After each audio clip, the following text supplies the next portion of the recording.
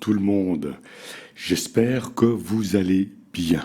C'est en tout cas ce que je vous souhaite vraiment du fond du cœur. On est aujourd'hui le mercredi 26 mai 2021 et je vous invite à me suivre dans le message du jour de l'oracle du Tao. Le puits symbolise le lieu qui, à l'intérieur de nous-mêmes, est une source profonde et constamment présente de renouveau. Sa profondeur sereine n'est en rien corrompue par la personnalité. Il est la source d'où jaillit la connaissance intuitive. La sagesse provient de ses profondeurs, s'élevant de l'obscurité de l'inconscient vers la lumière de la compréhension. Pour recevoir les bienfaits rafraîchissants du puits, vous devez plonger profondément en tournant votre attention vers l'intérieur et en évitant toutes les influences extérieures. Approcher du cœur de la sagesse exige de l'humilité. Il faut y aller nu, sans aucun support pour l'ego, et laisser tomber tous les masques.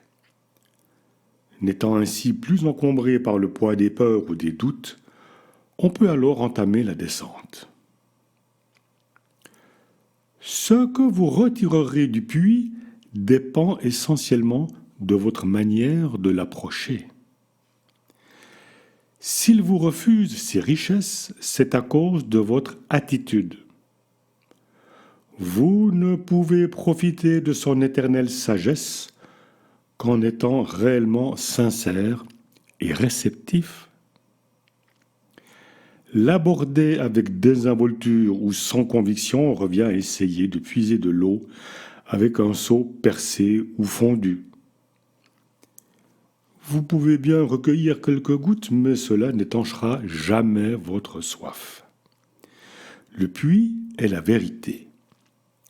S'y désaltérer requiert du temps, de la patience et une attention totale. Le voyage vers la connaissance de soi exige que nous acceptions de nous enfoncer dans l'obscurité de l'incertitude. Toute prise de conscience a un rythme qui lui est propre, parfaitement adapté et qui n'a rien à voir avec notre préférence personnelle. Faire pression de manière impatiente pour obtenir des réponses ou chercher à précipiter les choses lorsqu'on est en quête de savoir mène invariablement à une impasse. Néanmoins, tout ce qui semble apparemment être une erreur ou un choix malheureux est un élément essentiel, inévitable du processus propre à chaque individu. Le discernement ne peut s'acquérir qu'en vivant à fond les expériences et en se laissant guider par son cœur. Il arrive parfois qu'au cours de cette quête de vérité, une opportunité rare se présente. Nous rencontrons un individu dont la profonde sagesse touche notre être jusqu'au tréfonds de notre âme. L'expérience de sa compassion et de sa compréhension peut profondément influer le cours de nos vies. En sa présence, la sérénité, la grâce et la sagesse semblent nous être envoyées comme un reflet, comme si nous étions en train de regarder dans un miroir et de voir le visage de notre potentiel suprême. Cette sagesse semble jaillir de cet être de façon naturelle et inépuisable.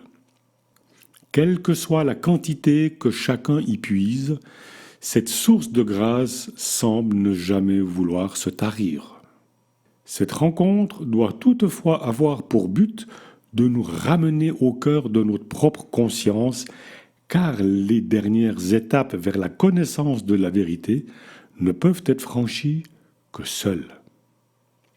Progressivement, nous finissons par réaliser que la compréhension s'élève de l'intérieur de notre être et ne peut jamais être transmise par un autre.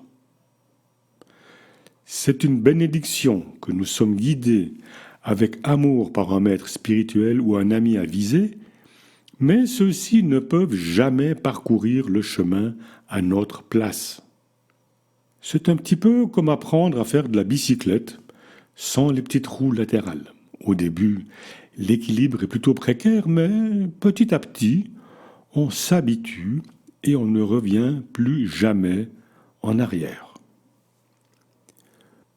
Boire à la source de la clarté qui se trouve dans les profondeurs de l'être, c'est connaître le goût du Tao. Il est accessible à tous ceux qui ont soif et acceptent de plonger au cœur d'eux-mêmes pour s'y désaltérer. Une fois que vous aurez goûté aux eaux claires de la conscience, vous y reviendrez souvent.